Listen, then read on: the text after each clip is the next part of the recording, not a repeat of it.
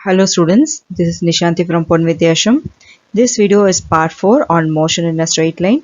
In this video, we are going to see NCERT solutions. Students, this is your first question. A woman starts from her home at 9 a.m., walks with the speed of 5 km per hour on a straight road up to her office 2.5 km away, stays at the office up to 5 p.m. and returns home by an auto with a speed of 25 km per hour. Okay, so choose suitable scales and plot xt graph for her motion, right? So we'll write what are all the given values. Distance covered while walking. So what is the distance from her home to her office is 2.5 km, right? And morning she will be starting by 9 o'clock, right? And with a speed of 5 km per hour. So speed while walking is 5 km per hour. So what is the time taken to reach office? See, distance is given and speed is given. We know what is speed. Speed equal to distance divided by time taken, isn't it? So what is the time taken now? T equal to D divided by V. So D is distance 2.5 divided by speed V is 5 km per hour. So you can calculate what is the time taken. 1/2 hour or 0.5 hours. Okay, 30 minutes. Right. So she will be reaching office by 30 minutes. See, look at the graph now. See, this point is origin. I am taking this origin as 9 a.m. Okay. So in 30 minutes, in next 30 minutes, that is 9 o'clock, 9:30, right? So 9:30 a.m. she will be reaching her office. So which is 2.5 km away from her home, right? Fine. And look at the second subdivision. So till 5 o'clock she will be in her office, right? So till 5 o'clock. So there will be a straight line till 5 o'clock. Okay.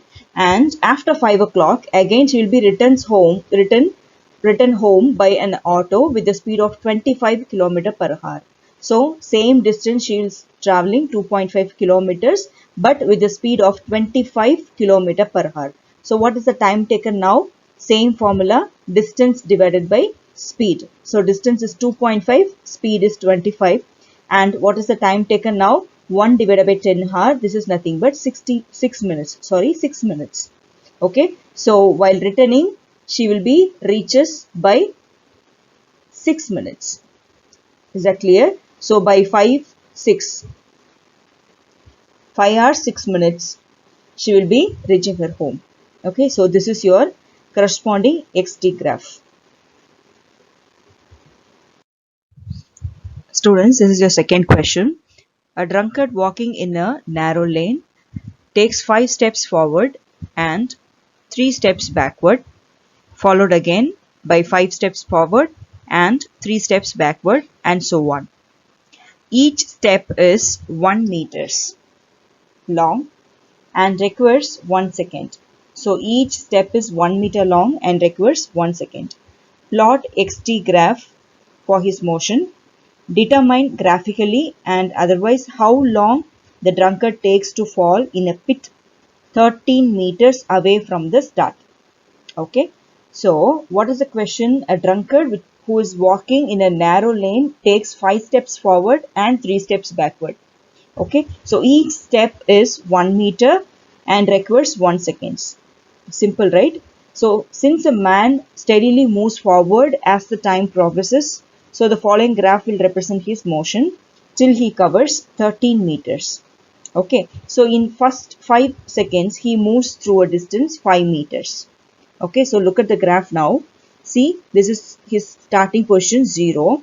And look at the graph. First 5 steps, he'll be reaching 5 meters. And in next 3 seconds, he will come back by 3 meters. Okay. So in first 5 steps, he is taking forward, and in another 3 seconds, he is coming backward by 3 steps. So what will be the total time taken? 8 seconds, isn't it? So in total 8 seconds, what is the distance covered by him? First he is taking 5 steps forward and then he is coming 3 steps backward. So in total 8 seconds, he will be covering 5 minus 3. So totally he will be covering 2 meters. So in 8 seconds, he will be covering 2 meters. Is that clear? And look at the next slope. See, in another 5 seconds, he will move forward, and in another 3 seconds, he will come backward. So in the total 16th second, he will be in 4 meters. Is that clear? So this will go on like this. First 5 seconds forward, and in next 3 seconds, he will come backward. Okay.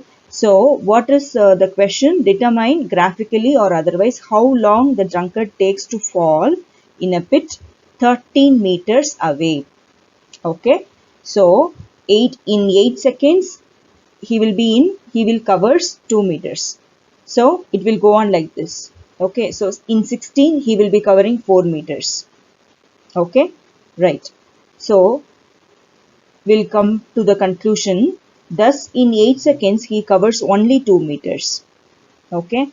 And he would fall in the pit in 37th second. How? How in 37th second? Because in 34th, see, look at the graph. 8, 16, 24 and 32. Okay. So in 32 seconds, he will be covering 8 meters. Okay. So in 32 seconds, he will be covering 8 meters. So after that, plus 5, 8 plus 5. 8 plus 5 means 13. So once he takes next 5 forward steps, so immediately he will fall down. Okay. So 32 plus 5 is 37 seconds. Is that clear? So, but at the end in 5th second, he would come cover another 5 meters. That is 32 seconds plus 5 seconds is equal to 37 seconds. He would cover 8 meters plus 5 meters, 13 meters. Thus, he would fall in the pit in 37th second. Is that clear? Third question. A jet airplane traveling at a speed of 500 km per hour ejects its products of combustion at the speed of 1500 km per hour relative to the jet plane. What is the speed of the latter with respect to an observer on the ground? Okay, so this question is based on relative velocity. Okay, so what is your given value? Velocity of jet aeroplane with respect to observer. Okay, so this is your given velocity of jet airplane with respect to observer. Okay, so V J O, relative velocity of jet with respect to observer. Okay, so what is the thing? Vj minus Vo. Okay, so this is your given value, 500 km per hour, right? And in addition to that, they have given velocity of the combustion products with respect to jet plane. Okay, velocity of the combustion product.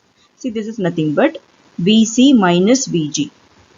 Okay, so velocity of combustion with respect to jet plane. Okay, so this is minus 1500 km per hour. Why it is minus? Because if, for example, if jet is moving in this direction, means the combustion product will move on this direction in the opposite way. So this is why the minus sign is included here. Okay, so speed of combustion with respect to observer. This is your question. Okay, what is the speed of combustion products with respect to observer? Okay, is that clear? And this is your question. VCO. Okay, so this is nothing but VCJ. What is VCJ? Velocity of the combustion product with respect to jet, right? Plus, why it is plus? Because both are moving in a opposite direction. I told you earlier, see, both the things are, if they are both the objects are moving in opposite direction means you should add, right? So apply that rule. So VCJ plus VJO, velocity of the jet with respect to observer, right? So by adding this two, VCJ is minus 1500, VJO is 500. So minus 1000 kilometer per hour. See, this is your speed of combustion products with respect to observer. I hope this question will be easy for you, right? So look at the question. A car moving along a straight highway with the speed of 126 kilometer per hour. So speed of the car is given 126 kilometer per hour is brought to a stop within a distance of 200 meters. Okay, so what is given? Speed of the car is given and brought to a stop. Okay, so it is going to stop within a distance of 200 meters. What is the retardation of the car? Okay, so what is the retardation or deceleration of the car? And how long does it take for the car to stop? Okay, so simple question. So it is moving with the speed of u, initial velocity 126 km per hour, and along with this they have given some distance value in the scale of meters. So we need to convert kilometer per hour to meter per second. So what we will do, 126 into 5 by 18, isn't it? So 35 meter per second. This is your initial velocity, and distance is also given 200 meters. And final velocity, it is going to stop within 200 meters. So it is going to stop means what? Final velocity will be 0 meter per second. And what is your question? What is the retardation? Okay, A, you should calculate, and then how long, time taken. Okay, how long does it take for the car to stop? Okay, so two things you have to calculate. So use this equation, third law of motion, v squared minus u squared equal to 2as. So v is 0, u is 35, and a you can calculate. Is that clear? So minus 35 the whole square divided by 400 is nothing but minus 3.06 meter per second square. This is your retardation of the car. And you need to calculate time taken, right? So use the first equation, v equal to u plus at. So t equal to v minus u divided by a. So v is 0, u is 35, and a is minus 3.06. So what is the time taken? 11.4 seconds. Is that clear? So it is a simple question. You have already solved this kind of question in your 9th standard itself. Okay. Okay, I'll move on to next question. Two trains A and B of length 400 meters each are moving on two parallel tracks with a uniform speed of 72 km per hour in the same direction. Okay, so what is the length of the trains? 400 meters, and both are traveling in the same direction with a speed of 72 km per hour, right? And the driver of B decides to overtake A and accelerates by 1 meter per second squared. This is squared. Okay, right. If after 50 seconds the guard of B just brushes past the driver of A, what was the original distance between them? Okay, so do you understand now? See, both the velocities are, okay, they are traveling in the same speed. Okay, so velocity of A is 72 km per hour. While converting it, you will get 20 meter per second. Okay, and similarly, velocity of B. What is the speed of train B? Same, right? So 20 meter per second. So considering the relative motion of B with respect to A. See, both are traveling in a same direction. Okay, in a parallel track, both are traveling in the same direction. So B decides, the driver of train B. See, this is train A, this is train B. Okay, the driver of train B decides to overtake train A. Okay, so and he accelerates by 1 meter per second squared. After 50 seconds, the guard of B, where he will be at last. Okay, the guard will be at last. The guard of B just brushes past the driver of A. What was the original distance between them? Okay, right? So we'll calculate now. So relative motion, we need to calculate what is the relative velocity. So both are traveling in the same direction. So same means you should take a difference between the two velocities. Okay, so what will be the relative velocity now? 20 minus 20 is 0. Okay, so relative velocity will be 0 and acceleration 1 meter per second squared, time is 50. Then what is the distance? S equal to ut plus half at squared. Use your second motion equation. Then this term will be becoming 0 and half at squared. So what is the distance? 1250 meters. This is the distance between the two trains. Next question. On a two-lane road, car A is traveling with a speed of 36 km per hour. Two cars B and C approach car A in opposite directions with a speed of 54 km per hour each. Okay, look at the diagram. See, this is your car A traveling with a speed of 36 km per hour. Convert into meter per second, you will get 10 meter per second. Okay, so this is your speed of car A. And one more thing, two cars B and C approach car A in opposite directions. Okay, see, this is your direction of car B and this is your direction of car C. Okay, so both are opposite to each other with the speed of 54 km per hour. Convert this kilometer per hour into meter per second, you will get 15 meter per seconds. Okay, this also 15. Okay, now at a certain instant when the distance AB is equal to AC. For example, if car the distance between car B and A, which is equal to the distance between car A and C, okay, both being 1 kilometer, B decides to overtake A. So driver B decides to overtake car A before C does. What minimum acceleration of car B is required to avoid an accident? Okay, I think the question is clear. We'll see the solution. Relative speed of car A with respect to car C. So what is the relative velocity of car A with respect to car C? See, I told you if both the objects are moving in opposite direction means you should add the speeds. Okay, so 10 plus 15, 25 meter per second. And relative velocity of car B with respect to car A. So what is the relative velocity of car B with respect to car A? See, here both the directions are same.